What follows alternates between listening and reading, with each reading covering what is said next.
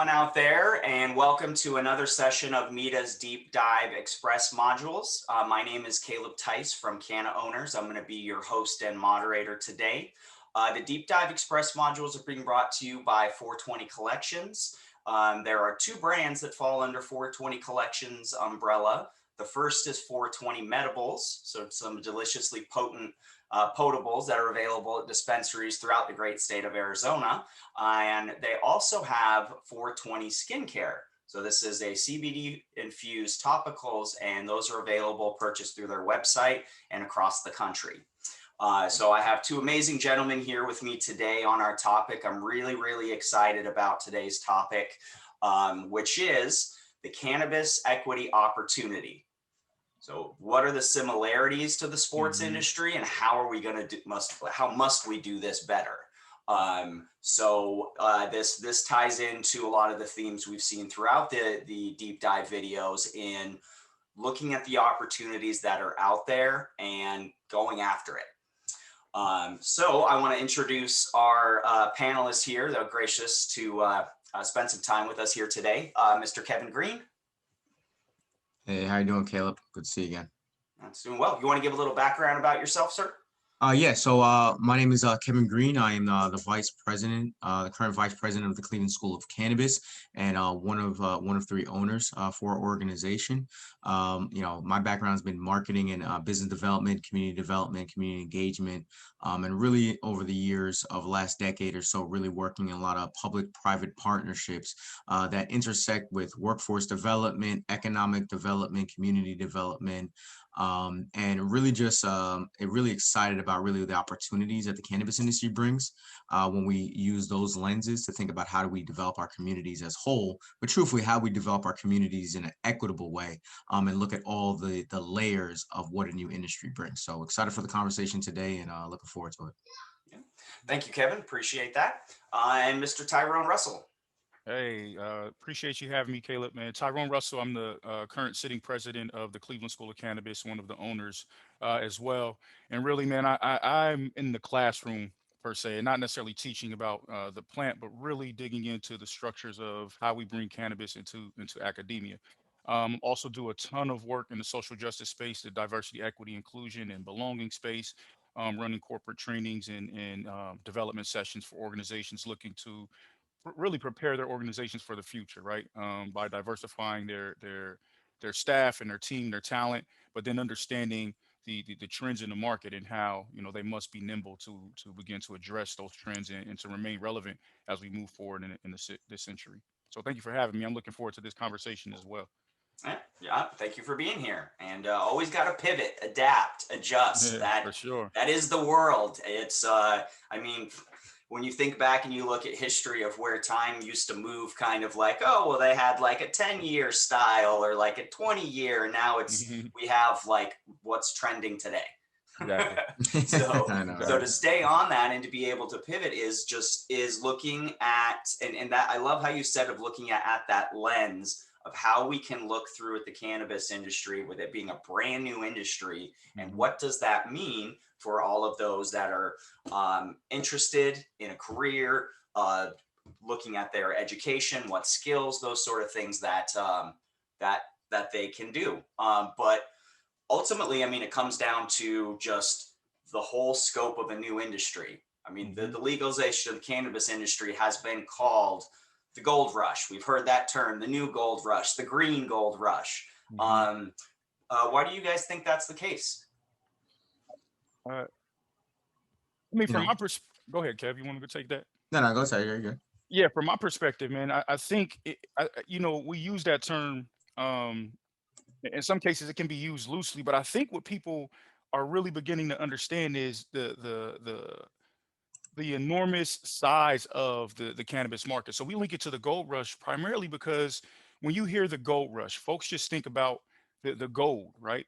People fleeing west and then accessing gold. So these 300,000 people find themselves in California and searching for gold. But when you really think about the gold rush in its entirety, it's about much more than just gold. I mean, as those people started to flee west and build this economy surrounding gold, you looked at an explosion of manufacturing for mining machinery, right? So people saying, hey, how are we going to actually mine for the gold? You look for the explosion of hydraulic operations or increased production in lumber, or new flour mills that all contributed to the growth of the gold. And all people think about is the gold rush in terms of the nugget. I mean, the need for clothing increase, leather industry experienced significant growth, right? So all of this surrounded this idea of gold. And I think when we're talking about cannabis and the marijuana industry in particular, when folks say the gold rush, that's really what they're talking about. Not necessarily the pursuit of the next cultivar, but really all of the other things that are surrounding this new economy, right? So it's like an ecosystem, and all of it can thrive as a result of this one product. And in 1840s, it was gold. In the 2010s and beyond, it's cannabis. So how do we, circle our wagons, right? Our proverbial wagons around this one. Yeah, I'm 100% in line with that. It's an entire industry, and they always say that the people that were making real money were not the people finding gold, or the people that provided shovels to dig that thing out, Hmm. and all the supporting services. And when we think about equity, where we're getting, I think where we're doing a disjustice to individuals that we are trying to bring equity and opportunities to is creating one approach. And Hmm. the Hmm. approach very much right now is focused around license acquisition and owning a license. Absolutely. And really, when it comes down to it, even if you are in a privileged situation, getting a license and running a license and making it successful is not an easy task in itself. If you have all of the tools and all the resources available to you, it's still not easy. Hmm. And then really saying that everybody wants to own a business at this time, right? Or ever want to own a business. That's not to say that they can't get into the cannabis industry. And then truthfully, when we think about equity, we have to think about the individuals that have been disenfranchised by the communities that they lived on, that's been affected by the war on drugs, that Hmm. never had anything to do with cannabis and don't ever touch cannabis. How can their skill sets be translated into a supporting service in the industry? But how do we help those communities as a whole grow? Because when we think about this and what we're trying to do, this is a multi-layer, a lot of intersectionality. There's a lot of things that we have to look at, and I think the biggest thing, and that's why the gold rush I think is a great analogy, because there was so much more going on than people panning for gold. It was a Exactly. major industry, and a lot of things popped up from that. We think about denim got popular in the gold rush. Something that's Everybody still here knows today. Levi's, man. It's You Absolutely. know, We do. It's still here.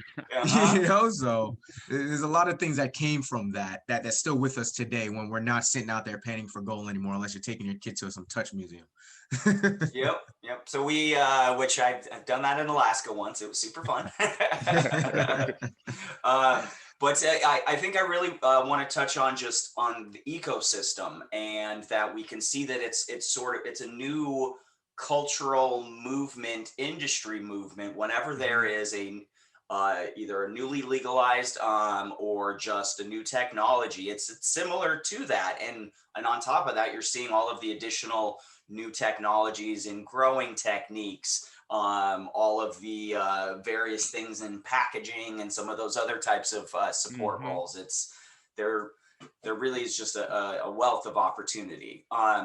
So I mean, we kind of touched on this, but I mean, what message is this sending of where I can't tell you beyond maybe Wells Fargo of people who are involved in the gold rush. But Hmm. again, we all know Levi's. We all may even be wearing some right now. So Right. Right. what message is this really sending? I mean, what Yeah. should be heard with that? I think part of that message, right? And there's so many that can be, expressed there. I think you pointing out what you just said, I know Levi, right? But I may not know who was panning for gold, but I know Levi, and I may not even know that Levi was associated with panning for gold. But I know Levi sells jeans, right? So I think what you're really getting to is that there's so much. For one, this industry can be used as an entry point to service the people who are operating and need that industry, but then it's also can be used as a launch pad to now get into other industries, right? So Levi started out, it's almost like I'm from California, and it's almost like Dickies. Dickies came into the game as a work outfit, and then Dickies became fashion, right? So Levi's entered into this game for gold as a work outfit, and then Levi's becomes fashion. And now you entered into a market that you weren't expecting. So it isn't just about an entry point to the market, but the possibility to expand your business and your entry point once you get into a market and you find your stride, right? So I think that's one thing that we can take away from it is the cannabis industry can be used as an entry point, right? With a new product, a new design, a new business. But then there's so many other directions that you can take as a result of success in an industry that's just building itself. Yeah. 100%. I don't think very much at it. And I think that's, the best message, as I saying, it's that there's so much more that we have to do, and there's so much more opportunities. And and I think the biggest thing is when we think about, where we are right now, when we think about industries and what happens is that we truthfully don't even fully know where we're going to be, right? Because we're still investing, we're still learning. And you talked about the pivot earlier before we got online. That's all we're going to do in this industry, is because we're going to learn more every single day. And, with new information, you have to do new things and different things. So Hmm. I think I think that's one of the greatest things. The upsides is that where we are right now is definitely not where we're going to be. And we're going to know so much more, meaning there's going to be so much more opportunity, Hmm. which just makes it a beautiful situation for all involved. Yep, Absolutely. yep. And it's definitely is drawing people in who like to do something different every day, that know that every day there's either new discoveries about things about the plant. Hmm. There could be change in the regulatory environment. I know what's going on in the Senate right now, and Yeah. a push that's happening. It's just every day Yep. is different. Yep. And I really liked what you said, Tyrone, about finding in that entry point and Hmm. getting that possibility. And then once you get in, I mean, you may find an area that you didn't know that you liked as much, or that Hmm. it's really like that light bulb or something clicks, and Yeah. then this is where I want to focus in on. And then you Hmm. see more of that specialization Right. that you see in other mature industries, to where we're defining what some of those niches for that specialization are. Yeah. And that's the fun part. Like That's the it's great part. That's the great there's part. not really a big rule book here. I mean, besides what the regulatory bodies are telling us how we have to operate in that perspective. Um, Exactly. so yeah, I want to hear about the Cleveland School of Cannabis. This is exactly of educating, of providing that knowledge and that conduit for people to learn more. So I want to learn about kind of how you came up with the idea, and what kind of support and sort of where your kind of different customers or different students, kind of where they fall. Yeah, definitely. So when you really think about what we provide, Cleveland School of Cannabis is a educational institution focused around workforce development, and our content is cannabis. And when we think about the kind of the first situation, that education. So when we think about the gaps, there is a large educational gap in the cannabis industry Hmm. on all layers, right? Everything from from seed to sale, the entire supply chain, all the way up to, as we just spoke about, the regulatory bodies, right? The reason why they can't give a lot of insight because they don't know, right? So all the way through and through, all the way down to the consumer, everyone involved, right? There's a lack of education in the industry. So that was one of the main pillars of what was there is a need to fill for a gap. Then the second is workforce development. When we think about the industry, this industry is one of the leaders in the workforce development, right? And creating new jobs every single day, year over year, doubling and doubling and tripling, right? That only continues to grow. And I would say consider we're halfway there in sense of our federal legalization, right? 38 something states, 19 or so states, recreational. Most of those programs are not even all fully up and running yet, right? So we'll say that we're halfway there on the way, right? Then we start to think about there is a need for that workforce. So we marry those two.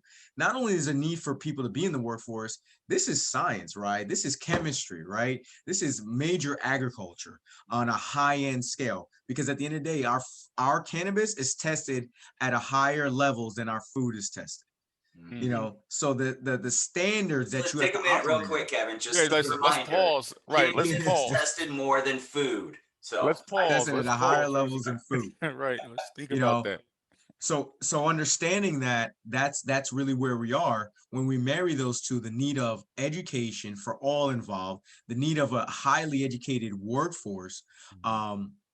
um, in the industry in itself, we really start to look at to say, wow, there's a huge gap here. And then our content being cannabis, what we wanted to do was be able to give people some standardization in the sense of their process to be able to get their education and not utilize sources that they can't validate, but also sources not have an entity that they don't have that's actually going through a validation process. We said before, the industry continues to change. And because we've set up our program in a way that we are able to adapt and pivot and everything is built on relationships with us, we're working directly with the industry leaders, licensees to figure out what's happening, what's going on, what do you need? And we're constantly shifting and evolving our curriculum to meet that need. And that's why we've been successful. And that's what the gap that we were filling, right? We wanted to be able to take the individual that knows nothing about cannabis, but it says they're a cannabis advocate, wants to get in the industry. An individual on the opposite end that thinks they know everything about cannabis, but because of the lack of a open industry, they haven't been able to cultivate their opportunity, their education, their skill set in a real large manufacturing way. And then the individual that, wants to get in it, kind of knows some things, interested in it. Maybe he's been an advocate, but now is looking to say, hey, how do I really get in it? And really be able to have all those populations come together and really be able to create an opportunity for them is what we've been really focused on and been successful in, that full gambit. And truthfully, at the end of the day, as legalization is moving, we want to make sure that individuals in those states have access to the industry, and we're not seeing a lot of transplant. And that's what education allows. It allows individuals in that industry, in that state, in that city, in that county to take advantage of what's going on locally and not just really open that up to individuals coming in from more mature states to come in to take those opportunities.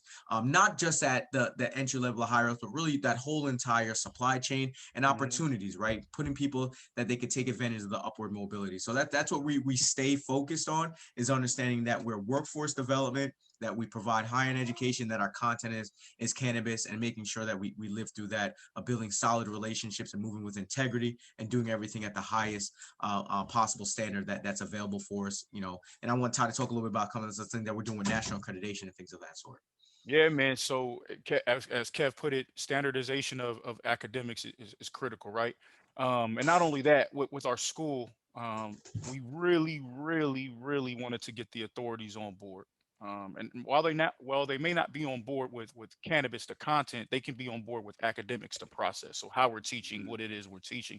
So we pursued all of the people we needed to pursue, starting with the state of Ohio, and now we're pursuing national accreditation, right? So the United States Department of Education, and the folks that answer to them to monitor the academics across the nation. So right now we're in the candidate phase of Middle States Association, which is, for all intents and purposes, one of the best creditors, in my opinion, in the nation. And I say that because I've been at several schools that were accredited by MSA, and they have K through 12 career school, post secondary accreditation, and they also have college, strictly college accreditation. And from Colgate University, Lehigh University, a lot of East Coast schools are accredited by them. So we wanted to jump on board with them, and we've been going through a really, really strenuous process to get it together.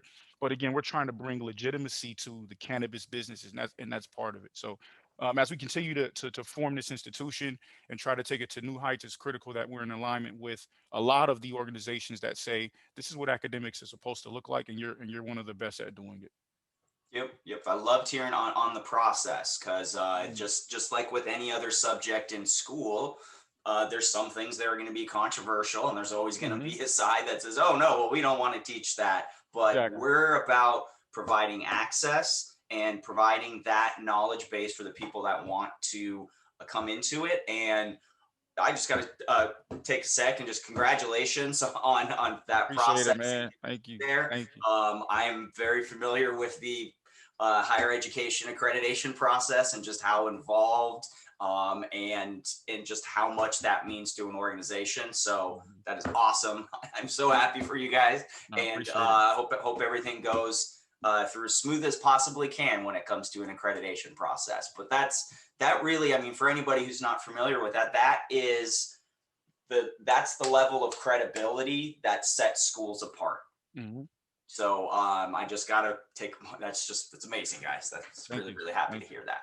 Appreciate it. Um, So I want to kind of dive in and get a little bit more into our topic, which is we've kind of we've highlighted on how this industry is kind of like the gold rush.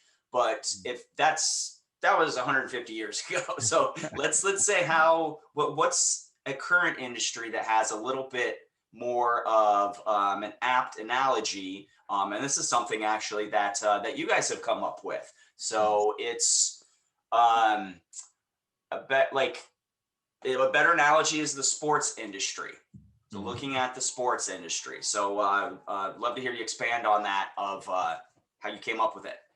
You know, Tyrone and I both being, former athletes and going through that process. And when we really think about this industry, what we're really saying with that analogy is the fact that when we think about opportunities, most of us, when we're young and you're playing any sport, most of us is envisioning pro pro sports, right? Us doing what Michael Jordan was doing, right? Us doing what Terrell Davis and Emmitt Smith was doing, right? Throwing the ball like John Elway, right? Or Dan Marino, right? Catching the ball like Jerry Rice and Randy Moss, right? That's what we're envisioning, right? At that young age.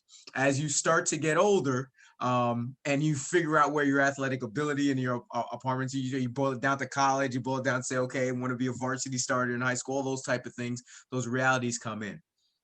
For some reason, a lot of times for most people, and especially we're thinking about communities that have been disenfranchised through the war on drugs, and we're thinking about correlation.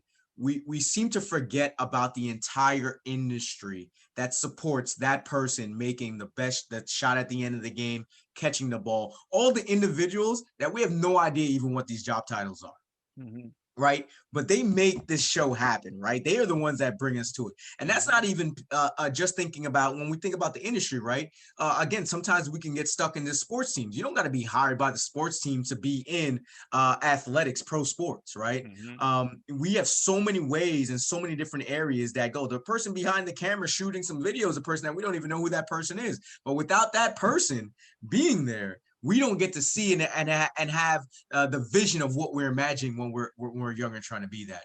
And that's really what we're getting to, is the fact that we have to stop looking right now. The THC market in cannabis is the LeBron James and Michael Jordan, right? The player, the the high valued top tier player, right? And everybody's wanting to be that. Everyone comes, I want to own a dispensary, I want to own a license, I want to be that. And we're forgetting about all of the other parts of the industry that basically put the platform so we can actually go ahead and look and idolize the Michael Jordans, you know what I mean? And the Serena Williams, and the LeBron James that are in the game. And if we start to look at this injury to say, well, to get this bud to this point, there's so many people involved in this process. What are those other avenues that I can be involved in? That's when we truthfully start to value this industry in a real way and start to position ourselves. Because one, everyone is not going to be able to touch the plant. Not everybody wants to touch the plant in itself.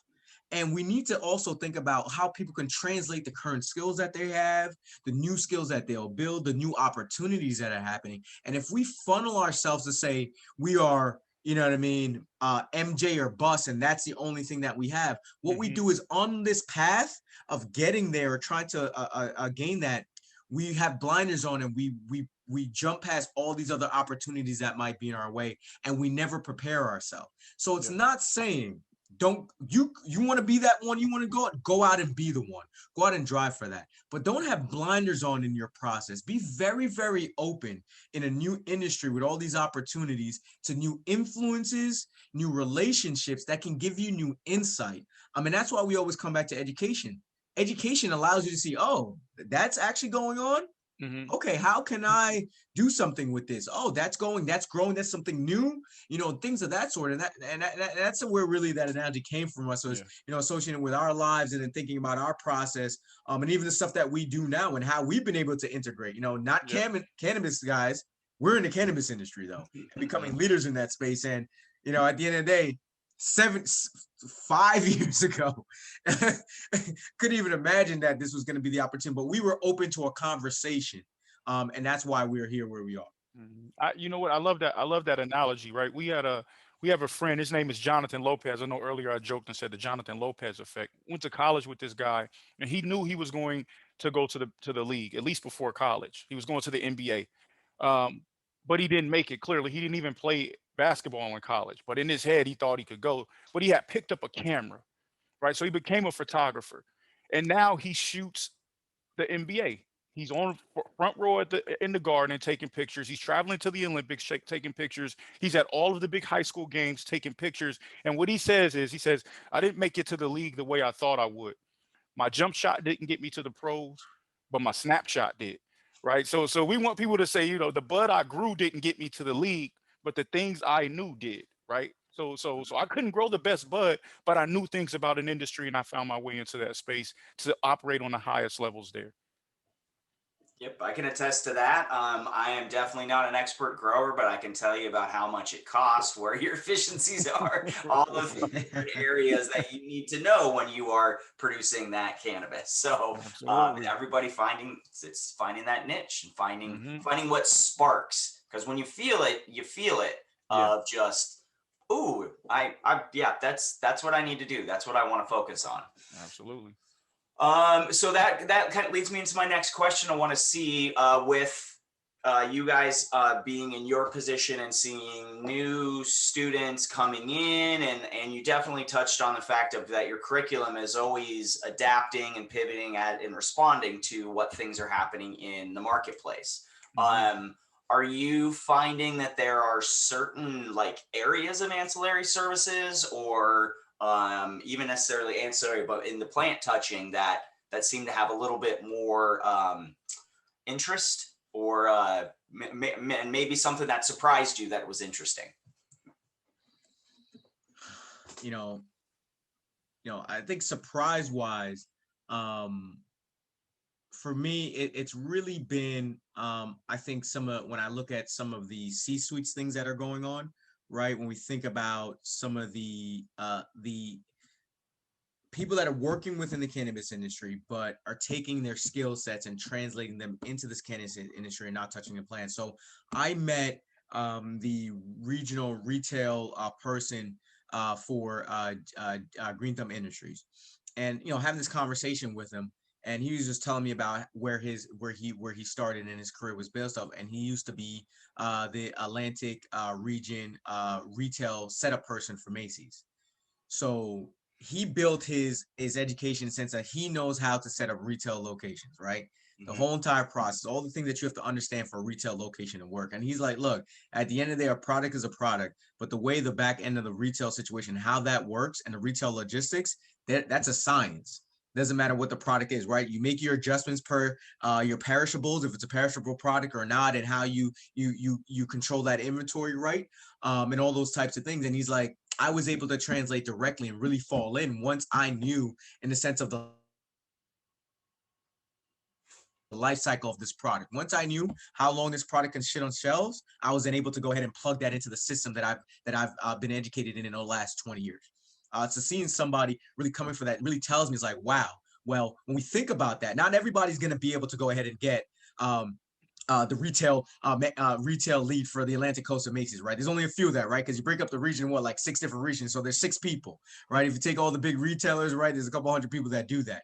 So if we think about all of the retailers that are going to be out there and setting up a proper, good retail experience for customers, right? And the best that do it. If we think about individuals that come as, you can be you could have been the retail manager at the Gap, and you can translate your skill set and understanding how to manage staff, manage time, manage the payroll, manage the inventory, all these things that you have to do, the customer service that has in that space. You can be coming literally from the Gap and doing those manager skills there and translating it directly into a dispensary.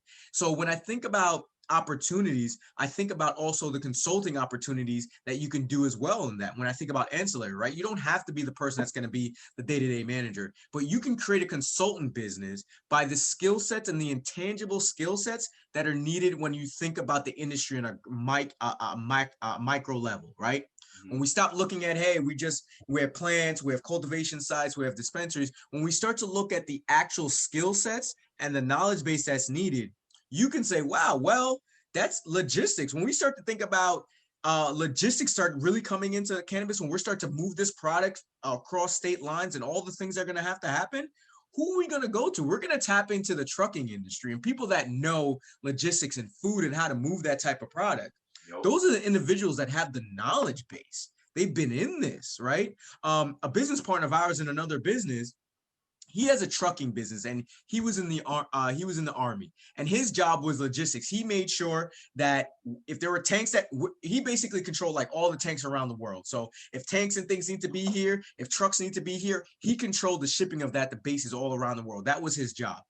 After that, after retiring from the military, he's like, well, I know logistics. So he's like, I'll start my own trucking company. And now I'm able to do this myself. I was able to start a business in something. I never drove trucks, but I understood the process of what was going on. And I knew the back end of it. I was able to then acquire that education, right? Get that CDL. So now I know that. Take what I already knew and understand how to maximize logistics at Truffle. You know, I mean, the Army is the best at doing a lot of things when we think about what the skill sets that they have. Marry that in and now create a better opportunity that he now completely controls and create his own business after his retirement, right? So that's really what we should be looking at is, what do I have now? What are the real micro things that are going on in the industry? How do I get my knowledge up so I understand what's happening? Pair that with what I already know, and then position myself in the industry. And that is going to give so much opportunity, because now if you're thinking about entrepreneurship again, it gives you more freedom. And I think it allows more intergenerational opportunities when we have a lot of young people coming into the workforce, but we have a lot of people from our other generation that have a lot of knowledge, right? And they can bring this to this industry as well. And I think it's giving so many opportunities for people depending on where they're on their career. Not everybody wants to go ahead and be putting in, 60 hours a week. They're like, hey, I got a great skill set. I want to come in and put my 15 in. I'm on the edge of retirement here, type of thing. I'm trying to stack up and do the things I got to do. So this industry gives that, and the ancillary market gives that opportunity because your skill sets are needed, and they're going to be more and more needed every single day as we grow. I said, we're in the infancy of this whole entire thing. And as we continue to grow, there's going to be more and more need for these industry standard skill sets and knowledge base that needs to be integrated into cannabis.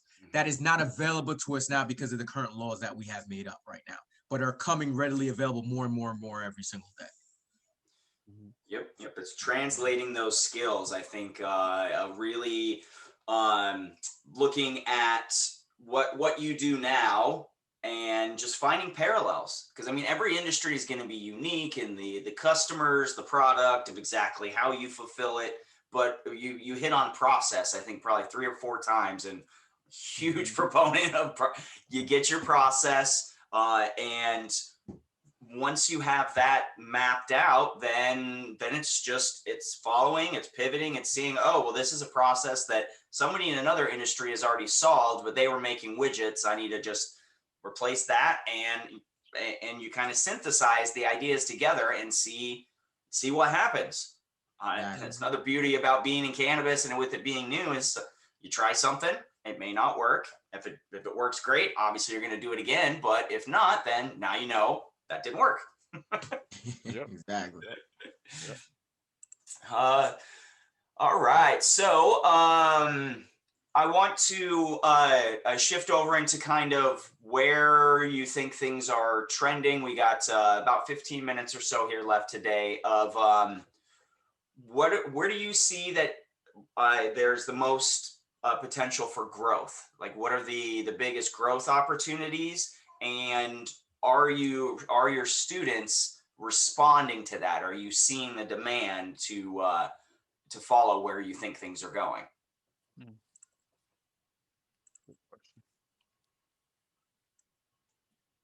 Sorry, I want to jump in. I think a lot of growth potential, and this is one of the things Kev points out often is one in the CBD market, but we're not really talking about that right now. So, and not the CBD market. I'm sorry, the hemp market overall. So paying attention to what you can do with the hemp plant, right? Because as Kev always says, the marijuana THC side is the sexy, big brother or sexy big sister or the pretty girl in the party that everyone is chasing around.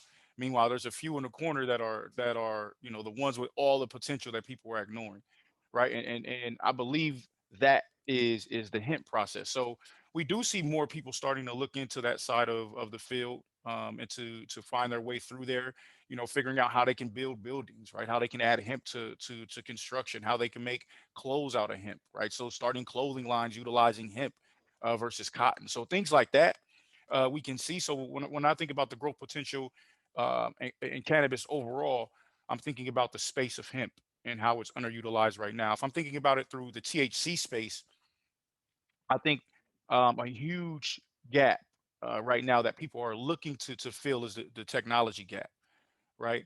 And a lot of it is about patient information and helping patients navigate a market that some of them are afraid of, some of them think they know more about than they really do, right? And then some of them are just eager to get involved with. They're not afraid. They don't think they know too much. They just really want to access information. So we have people creating apps to help patients figure out, what strain or cultivar is going to be best for them, right? Helping them journal it through, helping them find dispensaries that service them and provide them what they need. So really creating a map for patients in markets where it's only medically legal. So I think that is where I'm seeing a tremendous amount of growth is just in the tech space and people pursuing that tech. Also in the marketing aspect, there's so many rules and regulations to marketing product in different states, and it varies from state to state.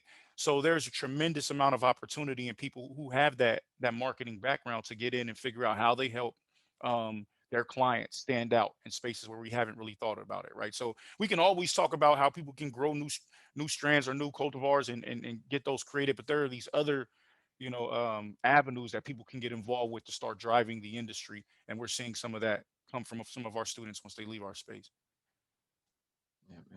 Yeah. The only thing I can add to that is really as the recreational market opens up, all of the consumer interacting opportunities, right? I always like to say, look, if there's almost no experience that you can't find alcohol with, right? Even if it's a kid experience.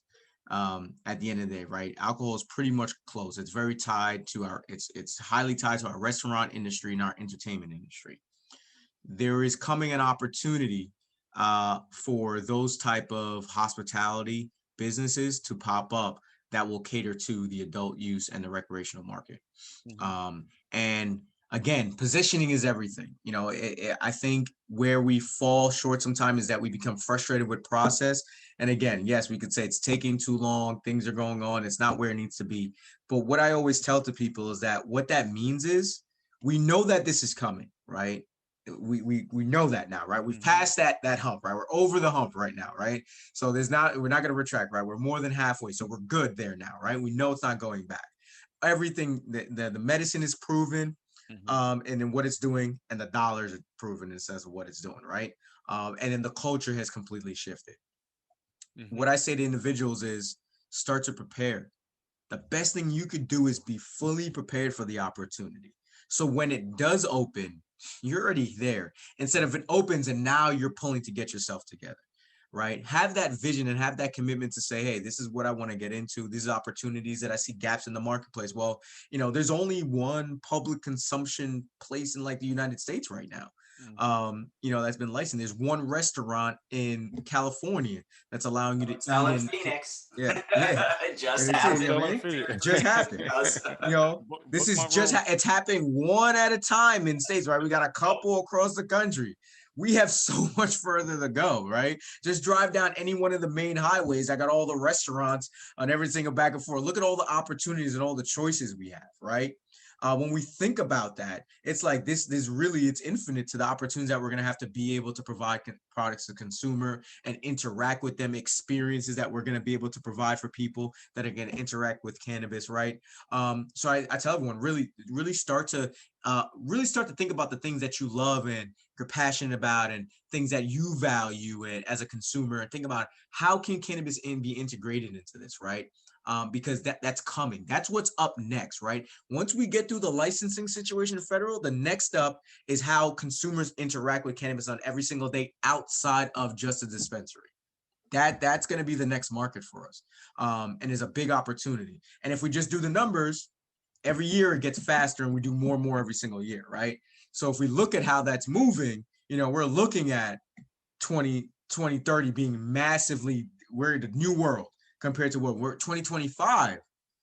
we're looking at a whole different change, right? So if we just start to look at that, how that's compounding, there's a lot of opportunities in the sense of how we're going to be able to find different ways to interact with people. I remember one thing we saw in California, just a regular tour bus. You go to California, there's always some tour bus set up to see the sights.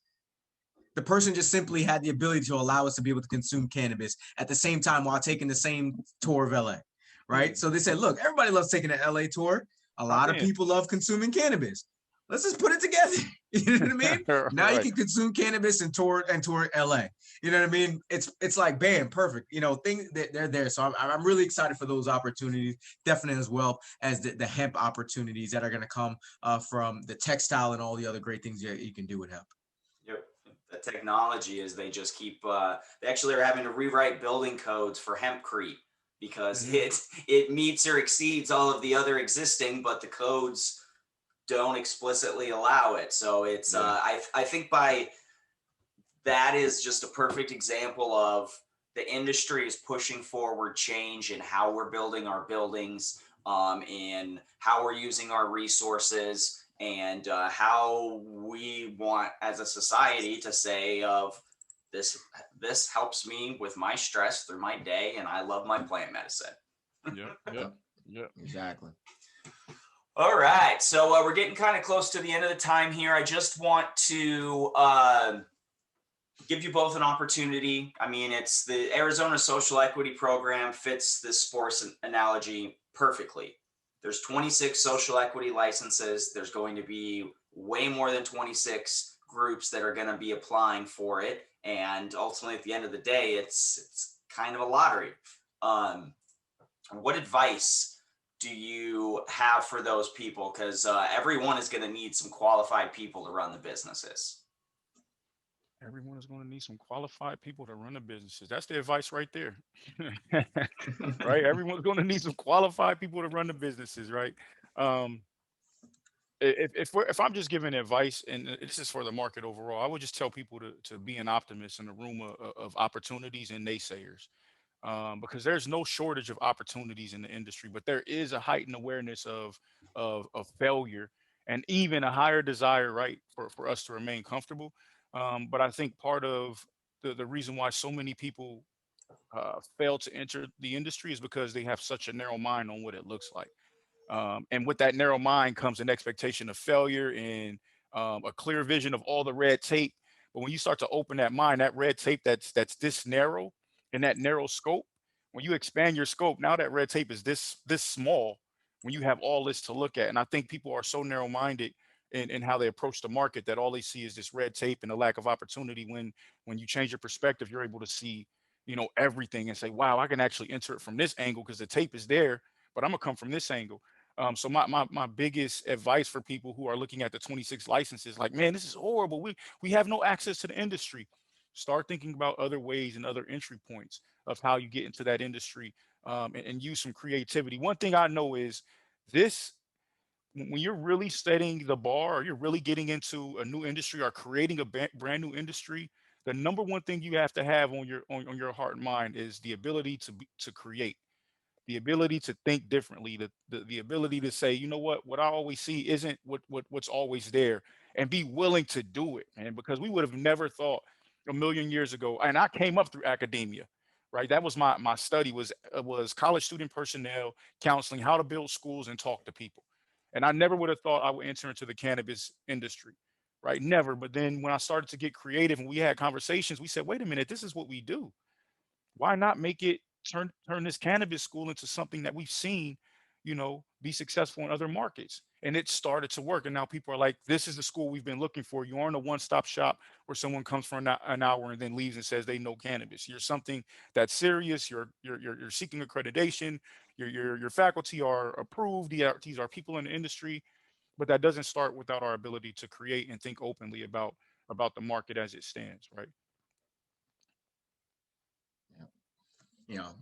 Just to add on that, I think that that was a perfect thing in saying, how you view it and how sometimes we can limit what we see due to the fact of all the makeup and all the things that we carry.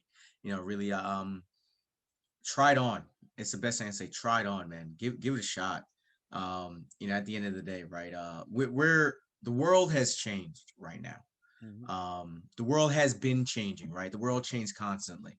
What I think what we all collectively know, regardless of how you feel about our year of 2020, is that the fact that the world shifted, and it's the first time that the entire world Mhm. had one singular focus in a very long time, probably since World War II, right? Mhm. That we were collectively dealing with one thing, regardless of how you feel about it, collectively dealing with one thing. And that to me is the fact that the world went through a shift. At Mhm. the same time, we all got trained how to be on Zoom, right? So all of us that have older parents, we've all been through the technology rundown, right? And how they didn't want to try it on, right? They pushed it away because they had an opportunity to do something else or continue doing it in the analog way, right? The world changed and forced every single person to figure out how to utilize technology so they can stay connected. And they had to try it on. And I'm asking everybody, if you're looking and saying, I'm looking for new opportunities, I'm looking to see what's next, I'm trying to figure out where I want to be, who I want to be, what I'm trying to do, the type of work-life balance that I'm looking for, the type of culture that I'm being a part of, try on the cannabis industry.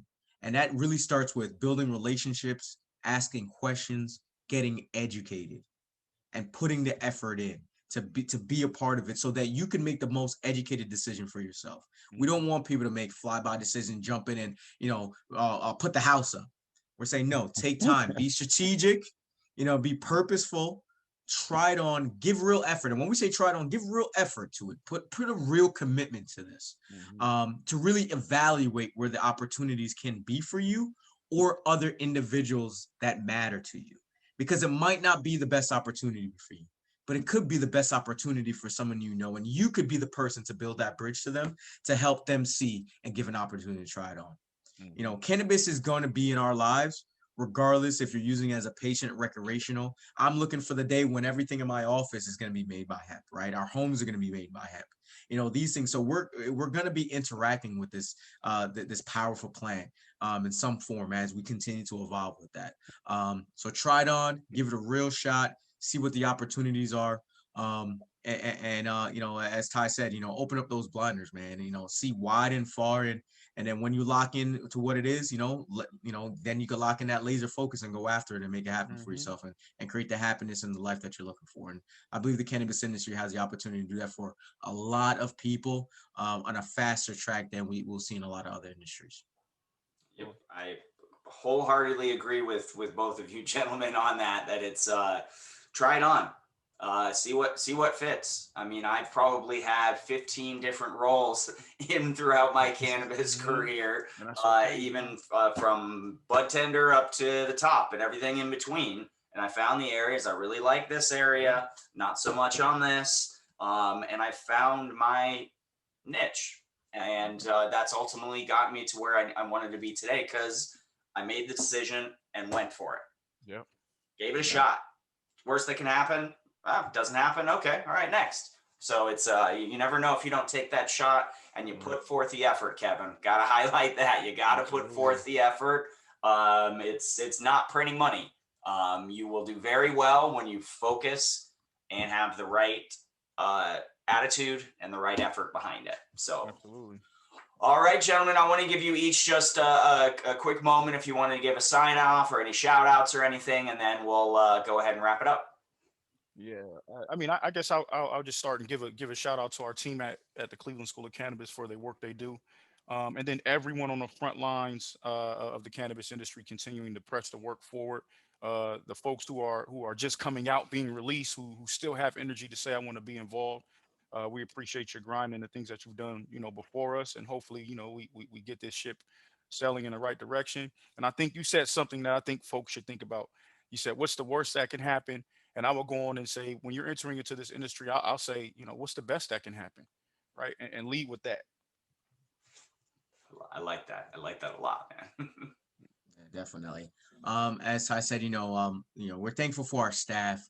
We're thankful for our partners, our licensee partners across the state, our ancillary and the direct licensees. And we're truthfully just thankful, as Tyrone said, I mean, truthfully for the community that has been the advocates to push us where we are. I think one of the most beautiful moments to see is, an individual that is at, the last end of their career and have an opportunity to, do something that they've been, they known they should have had an opportunity for the last 40 years, and the world wasn't ready for them. So I thank those individuals for staying committed, and being really willing to help our younger generation understand, what this whole thing is about, and take it at a serious level and what it can do, for them, before we all start dealing, with what age does to us and all the issues that that we're gonna have as we get older. We quite don't understand those, aches and pains yet, right? And what kind of happens for that. And truthfully, just, again, really thankful, for uh the individuals that have been hurt by cannabis, that communities, especially communities of color across the United States, that have been demonized and hurt, and that are still willing to take a chance, no matter the pain and the trauma that's been held by that. Those are the individuals that we must do right by in the sense of our processes and what's going to happen and how we design this industry. It is important for us to do that. And if we're talking about equity, we have to making sure that we're looking on all different angles. So, at all times, Cleveland School Cannabis, you can find us on any social media platform: Twitter, Facebook, Instagram, all in between. Please connect with us. We do open free seminars every month. We'll be doing something on sports and cannabis. I know we talked about the sports analogy today, but it's here, and it's an aid for recovery. So we're doing that on August 14th. Sports and cannabis, having some people from the D1 realm, from coaches, players, coming and talk about, and doctors talk about, how we can transition, how we help our athletes be able to aid in recovery and truthfully well-being, from not only a physical but a mental health standpoint as well, which is so important to you being at your best on and off the field. So, again, Caleb, thank you to the team of Meta as well for this opportunity. And, Tyrone and I are just looking to continue to build relationships, and we got to talk offline about Scottsdale 100%. Yeah, definitely. So let's, I really appreciate both of your guys' time today. This was an amazing presentation, and definitely follow up Cleveland School of Cannabis on all the great things that they're doing there. Good luck on the candidacy through the accreditation, and yeah, you guys are going to get through it. You got the right focus and you pivot. And that's even with accreditation. I've seen sometimes you have to tweak this here, tweak that there, and it's just pivot and you go through it. So yeah, I've lived it, man. So I know how that feels. So, all right. I just want to give another quick shout out to 420 Collections. I really appreciate them helping to sponsor this deep dive program, and just can't stress enough about find your niche, and try it. If it's not it, pivot to the next thing. So I'll leave you with no decision is still a decision. So make a call, go for it, see what happens. So, all right. Appreciate your guys' time. Thank you very much. And hope everybody out there is enjoying themselves and staying safe. Thank you. Thanks, Caleb. Thanks, Mina.